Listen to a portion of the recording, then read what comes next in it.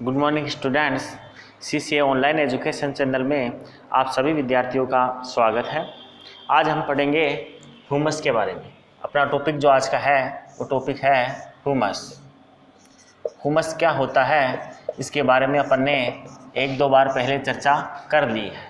Humus क्या होता है इसके बारे में अपन ने एक दो बार पहले चर्चा की थी कि गहरे भूरे काले रंग का एक कार्बनिक पदार्थ जो होता है उसको अपन ह्यूमस कहते हैं। ह्यूमस के कार्बनिक अंश होते हैं, ये अपन ने जानकारी प्राप्त की थी। तो अपन इसकी डेफिनेशन को एक बार और लिख लेते हैं कि ह्यूमस गहरे भूरे या काले रंग का कार्बनिक या काले रंग का कार्बनिक पदार्थ होता है। ह्यूमस जो होता है वो क्या होता है? गहरे भूरे या काले रंग का कार्बनिक पदार्थ होता है जिसके अंदर कार्बन के जो अंश होते हैं वो पाए जाते हैं। कार्बन की मात्रा इसके अंदर ज़्यादा होती है। एक डेफिनेशन जो है वो ब्रैडी और बेकमैन नाम के जो वैज्ञानिक थे उनके द्वारा भी ह्यूमस की दी गई है, तो उनके बारे में अपन चर्चा कर लेते हैं। यहाँ एक डेफिनेशन है ब्रैडी एंड बेकमैन के अनुसार। ब्रैडी और बेकमैन ये कहते हैं कि जो ह्यूमस होता है वो एक्रिस्टलीय प्रकृति का कार्बनिक मृदा कोलाइड होता है। ह्यूमस के बारे में जो ब्रैडी और बेकमैन बताते हैं वो ये बताते हैं कि जो ह्यूमस होता है ह्यूमस इनके अनुसार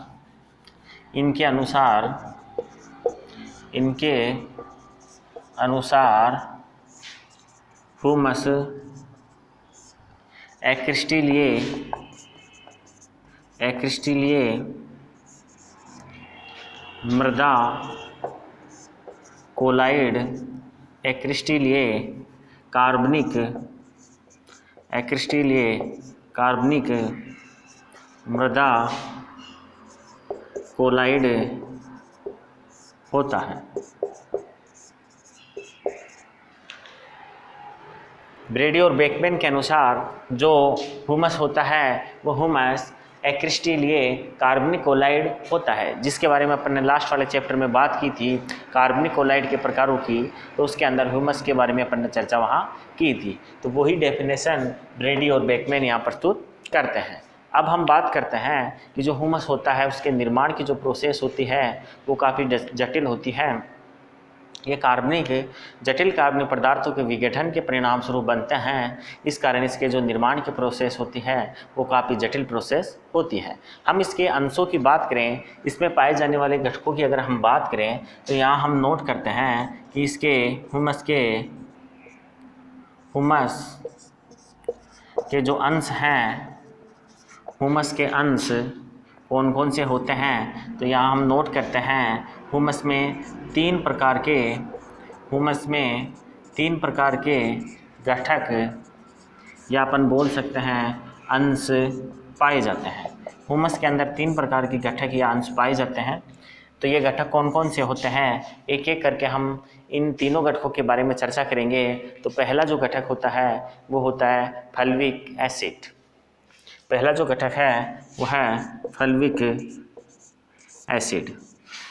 फल्विक अम्ल जो होता है पहला घटक होता है इसके बारे में बात करें अपन तो फल्विक अम्ल ह्यूमस का एक ऐसा अंश होता है जो सामान्यतः अम्ल, क्षार व लवण में घुलनशील होता है।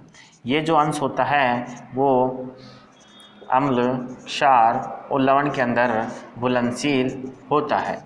अम्ल का ये घटक है अम्ल, क्षार और लवण में घुलनशील होता है। दूसरे वाला जो घटक है वो है ह्यूमिक अम्ल। इसका जो दूसरे वाला घटक है वो है ह्यूमिक अम्ल इसका दूसरा घटक है और ये सामान्यतः केवल और केवल क्षार में घुलनशील है। ये केवल क्षार में ही घुलनशील होता है।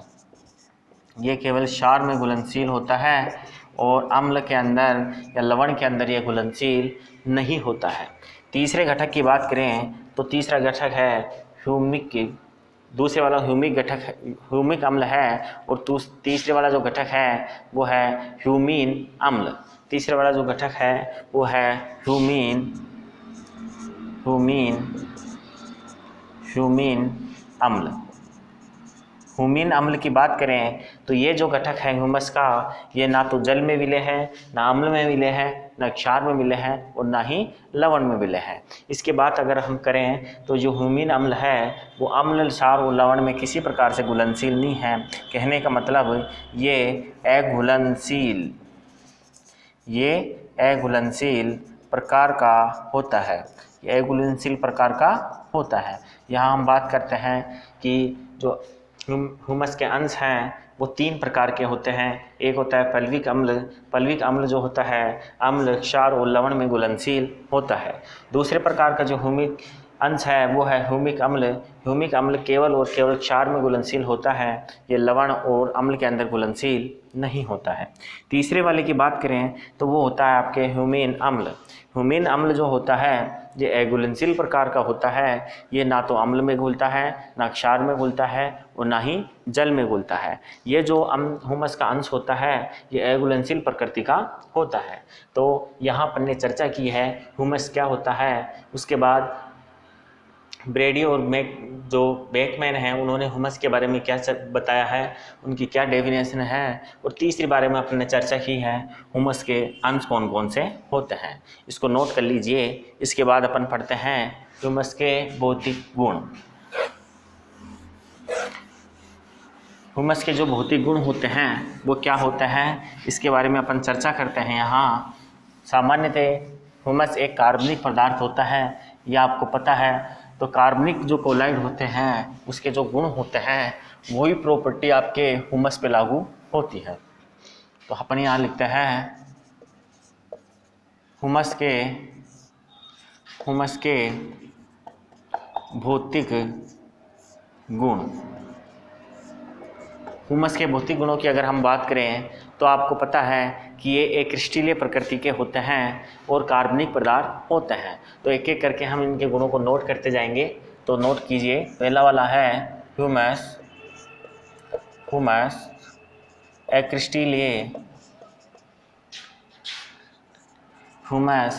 क्रिस्टलीय प्रकृति के होते हैं। सामान्यतः जो ह्यूमस होता है वो अक्रिस्टलीय प्रकृति का होता है। दूसरी बात करें तो जो ह्यूमस होता है वो ह्यूमस कार्बनिक कोलाइड होता है। ह्यूमस जो होता है वो कार्बनिक कोलाइड होता है। ह्यूमस कार्बनिक कोलाइड होता है। ह्यूमस कार्बनिक कोलाइड होता है अर्थात इसके अंदर कार्बन के अंश पाए जाते हैं, वो कोलाइड रूप के अंदर होते हैं। तीसरे वाली हम बात करें इसके तीसरे गुणों की तो इसका जो तीसरा गुण है वो है कि ह्यूमस की जो सतह है वो ऋणावेशित होती है।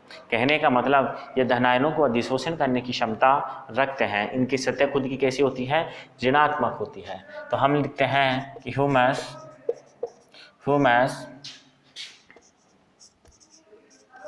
ऋणात्मक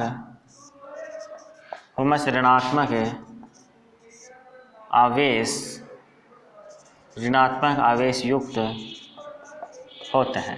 ह्यूमस जो होते हैं वो ऋणात्मक आवेश युक्त होते हैं और ये धनायनों को क्या करते हैं, अधिशोषित करते हैं। नेक्स्ट इसके गुणों की बात करें तो इनकी प्रकृति जो होती है वो अम्लीय प्रकृति की होती है। ह्यूमस की प्रकृति कैसी होती है, अम्लीय प्रकृति की होती है। ह्यूमस अम्लीय प्रकृति के होते हैं। ह्यूमस जो होते हैं वो अम्लीय प्रकृति के होते हैं। इनकी पीएच का मान 7 से कम होता है। इनकी जल धारण क्षमता की बात करें तो इनकी जल धारण क्षमता अधिक होती है। इनकी जल धारण क्षमता अधिक होती है। इनकी जल धारण क्षमता अधिक होती है। जल धारण क्षमता का मतलब है कि जल को अवशोषित करने की क्षमता इनकी कितनी होती है, कम मात्रा में होते हैं या अधिक मात्रा में होती है। तो यहाँ अपन देखते हैं कि इनकी जल धारण क्षमता कैसी होती है, अधिक होती है। इसके अलावा अगर हम बात करें कि जब जल धारण क्षमता अधिक होती है तो इनके फैलने और सिकुड़ने की दर भी अधिक होती है। इनके इनके फैलने व सिकुड़ने की दर भी अधिक होती है। इनके फैलने और सिकुड़ने की जो दर होती है वो भी अधिक होती है। कारण की बात करें तो जल धारण क्षमता अधिक होने के कारण जल को अवशोषित करके ये फूल जाते हैं, और जब जल अवशोषित जल होता है वो वाष्पीकरण की प्रक्रिया के द्वारा निकल जाता है तो ये वापस सिकुड़ जाते हैं। इस प्रकार इनकी जल धारण क्षमता अधिक होती है। नेक्स्ट अगर इसके भौतिक गुणों की हम बात करें तो ये जल में एविले होते हैं। ये क्या होते हैं? ये जल में एविले होते हैं। कहने का मतलब ह्यूमस जो होता है वो जल के अंदर घुलता नहीं है, ये केवल अम्ल के अंदर या क्षार के अंदर ही विलय होते हैं। इसके अलावा बात करें अपन तो इनमें सुगठ्यता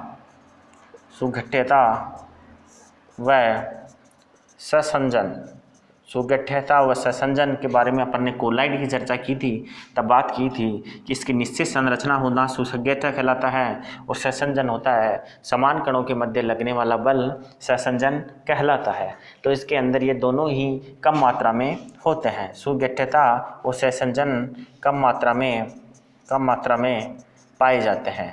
ये जो गुण होते हैं वो ह्यूमस के अंदर या मृदा कोलाइड के अंदर कम मात्रा में पाए जाने वाले गुण हैं। ससंजन गुण मृदा में कोलाइड या जो ह्यूमस होता है उसमें नहीं पाया जाता है, और इसी प्रकार सुगठ्यता का जो गुण होता है वो भी ह्यूमस या मृदा कोलाइड में नहीं पाया जाता है। तो ये आपके कुछ जनरल जो प्रॉपर्टीज़ थी, भौतिक गुण जो थे वो अपन ने चर्चा की है। एक बार रिवाइज कर देता हूँ। ये एक्रिस्टलीय प्रकृति के होते हैं, ये कार्बनिक कोलाइड होते हैं, इन पे ऋणावेश होता है, इनकी प्रकृति अम्लीय होती है, जल धारण क्षमता इनकी अधिक होती है, ये फैलने और सिकुड़ने की जो दर होती है वो भी इनकी अधिक होती है। ये जल में एविले होते हैं, और सुगठ्यता और ससंजन का जो मान होता है वो इनके अंदर कैसा होता है? कम होता है, कम मात्रा में ये पाए जाते हैं। ये इनके भौतिक गुण हो गए। अब अपन इनके कुछ रासायनिक गुणों की चर्चा कर लेते हैं। आप इसका स्क्रीनशॉट लेके नोट कर लीजिएगा। हम इसके रासायनिक गुणों की अपन एक की चर्चा करते हैं। यहाँ रासायनिक गुण जो ह्यूमस के हैं वो कार्बनिक मृदा कोलाइड जो हैं वो ही गुण हैं। तो अपन यहाँ लिखते हैं ह्यूमस के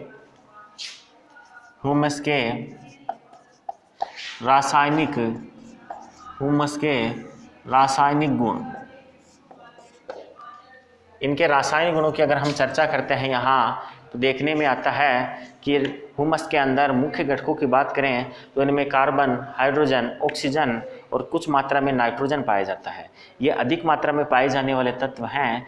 कम मात्रा की बात करें तो कॉपर, मैग्नीशियम, जिंक, और इसके अंदर मैग्नीशियम के भी जिंक, मैग्नीशियम, सल्फर आदि के आंशिक अंश पाए जाते हैं, लेकिन इनकी मात्रा बहुत कम होती है। तो अपन यहाँ लिख सकते हैं कि मुख्य रूप से इनमें कार्बन, हाइड्रोजन, ऑक्सीजन व नाइट्रोजन पाया जाता है, जबकि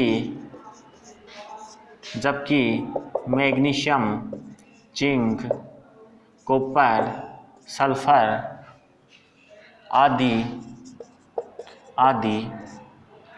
कम मात्रा में पाए जाते हैं। ये जो होते हैं वो कम मात्रा में पाए जाते हैं। बाकी कार्बन, हाइड्रोजन और ऑक्सीजन और नाइट्रोजन की जो मात्रा होती है इनमें अधिक मात्रा में होती है। बाकी जो होते हैं वो कम मात्रा में पाए जाते हैं। इनमें कार्बन नाइट्रोजन के अनुपात की अगर हम बात करें, कार्बन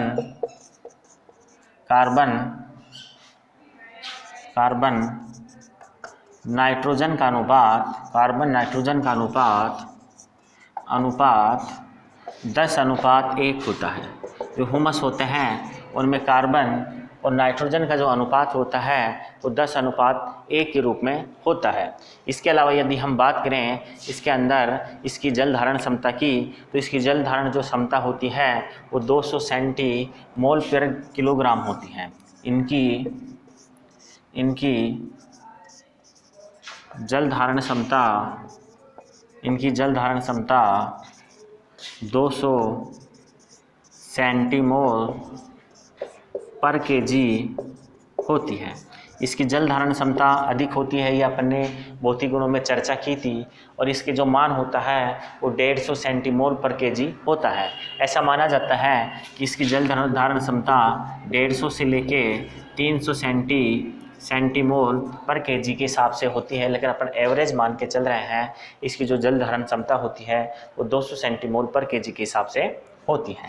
ये इसका तीसरा रासायनिक गुण था। चौथे रासायनिक गुण की अपन बात करें तो इनके अंदर कार्बोक्सिलिक, इनोलिक और फिनोलिक ग्रुप पाए जाते हैं। इनमें कार्बोक्सिलिक, इनोलिक व फिनोलिक ग्रुप या समूह पाए जाते हैं। इसके रासायनिक संगठन की बात करें तो इसके अंदर कार्बोक्सिलिक अम्ल, इनोलिक और जो फिनोलिक समूह हैं उनकी मात्रा अधिक मात्रा में होती है। इसकी प्रतिरोधक क्षमता भी अधिक होती है। इनकी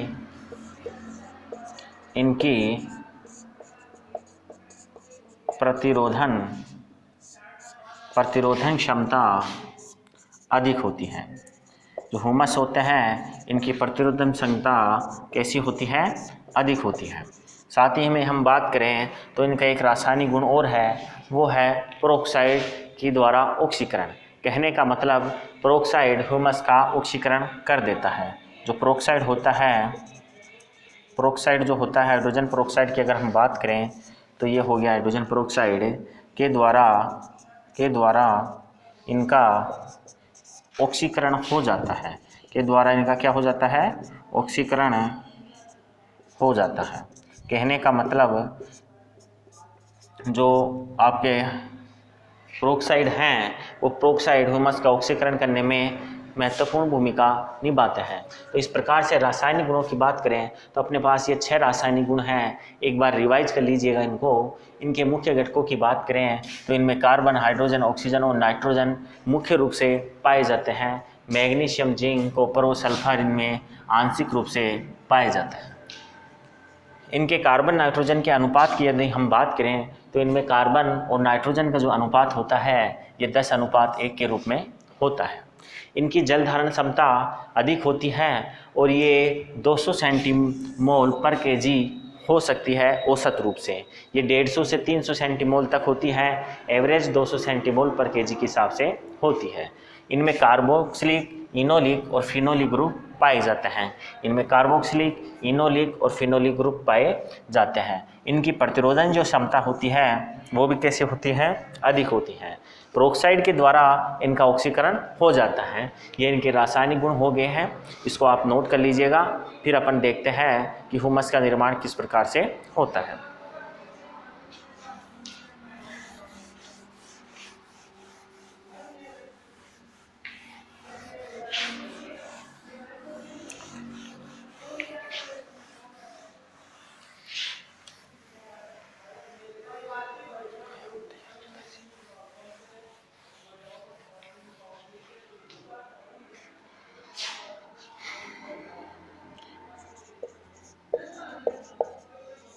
ह्यूमस का निर्माण। ह्यूमस के निर्माण की हम बात करें कि ह्यूमस का निर्माण किस प्रकार से होता है तो अपन चर्चा करते हैं। ह्यूमस एक जटिल कार्बनिक पदार्थ होता है और कार्बनिक पदार्थों के अपघटन के परिणाम स्वरूप ही इसका निर्माण होता है। लास्ट क्लास में अपन ने पढ़ा था कि जो कार्बनिक अंश होते हैं, शर्करा है, प्रोटीन है, सेलुलोज है, हेमिसेलुलोज है, इनका विघटन किस प्रकार से होता है तो उनके विघटन के परिणाम स्वरूप ह्यूमस का निर्माण होता है। यहाँ हम ह्यूमस के निर्माण की बात करें तो ये 3 चरणों में कंप्लीट होता है। 3 चरणों की हम बात करते हैं एक एक चरण की। तो ह्यूमस के निर्माण की अगर हम बात करें तो ह्यूमस का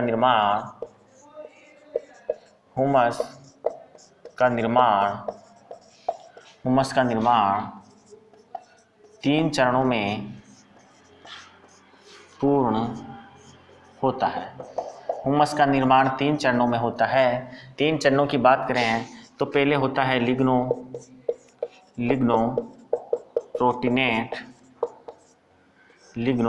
प्रोटीनेट का निर्माण। पहला चरण इसका जो है वो है लिग्नोप्रोटीनेट का निर्माण। दूसरा जो है वह है रोधी जीव उत्तक का निर्माण। दूसरा इसका जो चरण है वो है रोधी जीव उत्तक का निर्माण। रोधिक जीव उत्तक का जो निर्माण होता है ये इसका दूसरा चरण है। और तीसरा जो इसका चरण है वह है प्रोटीन मृतिका संयोजन। तीसरा इसका चरण है प्रोटीन मृतिका संयोजन। प्रोटीन मृतिका जो संयोजन होती है इसके आधार पे ये 3 चरण हो गए हैं। पहला है लिग्नोप्रोटीनेट का निर्माण, दूसरा है रोधी जीव उत्तक का निर्माण और तीसरा है प्रोटीन मृतिका संयोजन। अपन एक एक करके तीनों के बारे में अध्ययन करेंगे। पहले अपन लेते हैं लिग्नोप्रोटीनेट का निर्माण। लिग्नोप्रोटीनेट का निर्माण किस प्रकार से होता है इसके बारे में अपन चर्चा करें तो आपने पढ़ा है कि मृदा के अंदर पहले सरल प्रकार के जो कार्बोहाइड्रेट होते हैं, सरल प्रकार की जो शर्कराएँ हैं उनका विघटन होता है। उसके बाद स्टार्च का होता है, उसके बाद सेलुलोज का होता है, फिर हेमीसेलुलोज का होता है और लास्ट में जाके लिग्निन का विच्छेदन डिकम्पोजिशन होता है। लिग्निन का विच्छेदन या कम डिकम्पोजिशन जो होता है वो बहुत कम मात्रा में होता है। तो होता क्या है कि जो लिग्निन होता है उसकी मात्रा बहुत ज़्यादा हो जाती है मृदा के अंदर। मृदा के अंदर लिग्निन की जो मात्रा है क्योंकि उसका डिकम्पोजिशन होता नहीं है, ऐसी स्थिति में मृदा में लिग्निन की मात्रा बढ़ जाती है। और जब लिग्निन की मात्रा बढ़ जाती है तो ऐसी स्थिति में लिग्निन नाइट्रोजन के साथ जुड़ जाता है और इनके जुड़ने से जो निर्माण होता है उसको अपन बोलते हैं लिग्नोप्रोटीनेट। तो एक एक करके हम इसके बारे में नोट करते जाते हैं। पहले आप लिखिए लिग्नोप्रोटीनेट का निर्माण कैसे होता है। तो मृदा में सरल शर्करा स्टार्च सेल्यूलोज हेमीसेल्यूलोज का विच्छेदन शीघ्रता से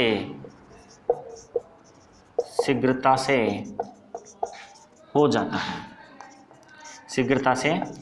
है। दूसरे चरण में लिखे हैं लिग्निन का विच्छेदन कम होता है और धीरे होता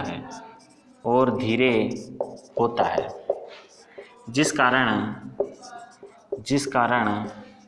मृदा में इनकी मात्रा बढ़ जाती है। जो लिग्निन है उसकी मात्रा बढ़ जाती है मृदा में। और तीसरे चरण में क्या होता है ये लिग्निन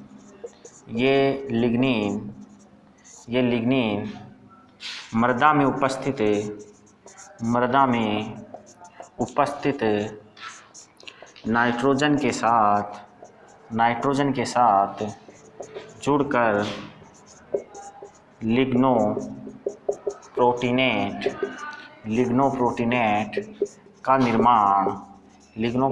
का निर्माण कर देती है। तो इस प्रकार से मृदा के अंदर लिग्नोप्रोटीनेट का निर्माण होता है। स्टार्च सेल्यूलोज हेमीसेल्यूलोज का विच्छेदन के बाद मृदा के अंदर आपकी जो लिग्निन होती है उसकी मात्रा बढ़ जाती है और ये जो लिग्निन होती है वो नाइट्रोजन के साथ जुड़कर लिग्नोप्रोटीनेट का निर्माण कर देती है। ये पहला स्टेप जो है ह्यूमस निर्माण का वो कंप्लीट होता है। दूसरी बात करें दूसरे स्टेप की तो वो है रोधी अणु जैव ऊतक का निर्माण। रोधी अणु जैव ऊतक का निर्माण। रोधी अणु जैव ऊतक का निर्माण। देखो बच्चों होता क्या है कि जब शर्करा का डिकम्पोजिशन होता है तो उस दौरान ऊर्जा मुक्त होती है।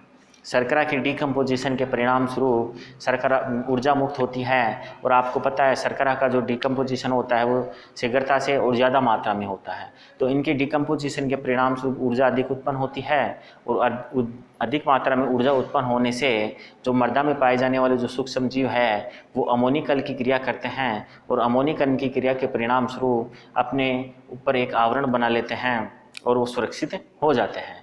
तो अपन यहाँ लिख लेते हैं कि पहली स्टेप है कि शर्करा के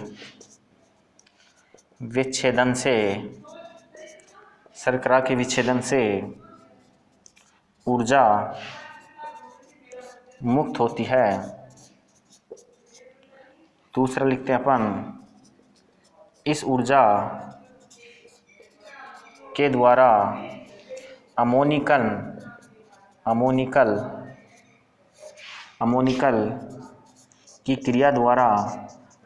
की क्रिया द्वारा जीव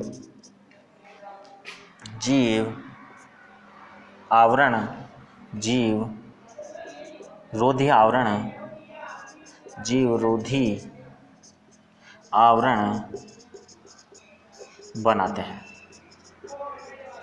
ये अमोनिकल की प्रक्रिया के परिणाम स्वरूप जो जीव होते हैं वो रोधी आवरण का निर्माण कर लेते हैं। उसके बाद क्या होता है कि रोधी आवरण की प्रक्रिया के परिणाम स्वरूप जीव के ऊपर एक आवरण बन जाता है जिससे उसका डिकम्पोजिशन नहीं होता है और लंबे समय तक वो मृदा के अंदर जो अन्य पदार्थ हैं उनके अपघटन की प्रक्रिया को सुचारू रूप से चलता रहता है।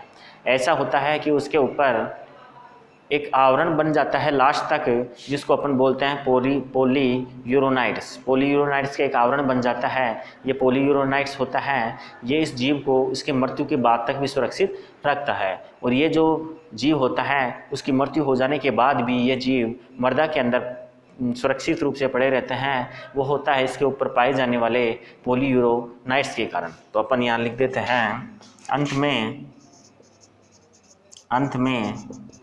सूक्ष्म जीव पर पॉलीयूरोनाइट्स का आवरण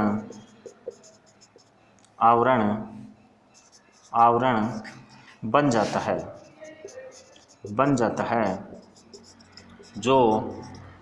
जाता है जो जीव को मृदा में उसकी मृत्यु के बाद भी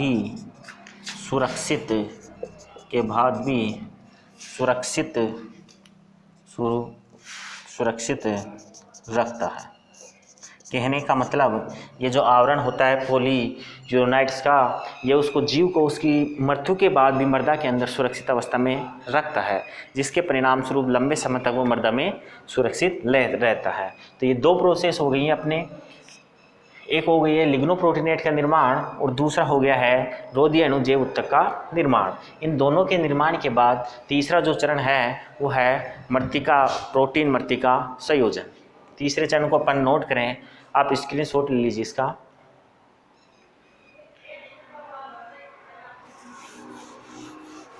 तीसरे चरण को अपन नोट करते हैं, प्रोटीन मृत्तिका संयोजन।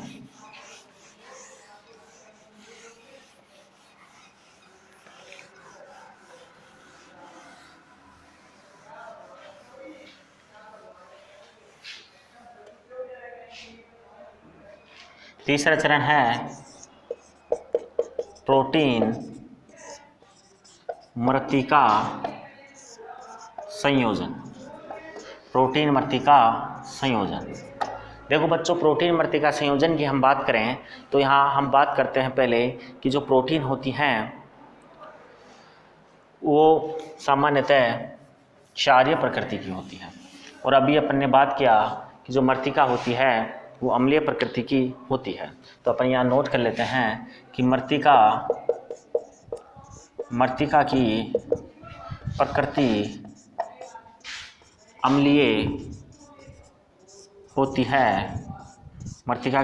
अम्लीय होती है और दूसरी अपन लिखते हैं प्रोटीन की प्रकृति प्रोटीन की प्रकृति क्षारीय होती है।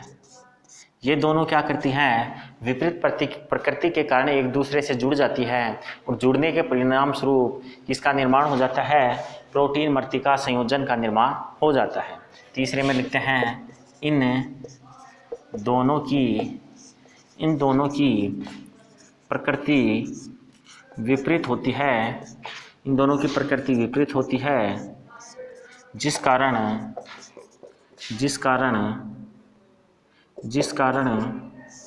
ये आपस में संयोजित हो जाती है, आपस में संयोजित हो जाती है। इस प्रकार से हम देखते हैं कि जो मृत्तिका होती है उस प्रोटीन का संयोजन होता है, उसके परिणाम स्वरूप प्रोटीन मृत्तिका संयोजन का निर्माण हो जाता है और इस प्रकार से अंत में जो तीनों चरणों के पूर्ण होने के बाद मृदा के अंदर जो ह्यूमस की मात्रा है वो इंक्रीज हो जाती है। तो अपन ने यहाँ आज देखा है कि ह्यूमस क्या होता है। सबसे पहले अपन ने देखा ह्यूमस की परिभाषा क्या होती है, फिर देखा उसके जो ह्यूमस की परिभाषा क्या होती है, फिर अपन ने देखा उसके भौतिक गुण क्या होते हैं, फिर अपन ने यहाँ चर्चा की उसके रासायनिक गुण क्या होते हैं और अंत में अपन ने उसके निर्माण के बारे में चर्चा की है कि जो उसका निर्माण होता है वो किस प्रकार से होता है। इन 4 टॉपिकों को आप अध्ययन कीजिएगा अच्छे से। अगली क्लास के अंदर हम नेक्स्ट टॉपिक को स्टार्ट करेंगे। आज क्लास यहीं तक रहेगी। थैंक यू, धन्यवाद।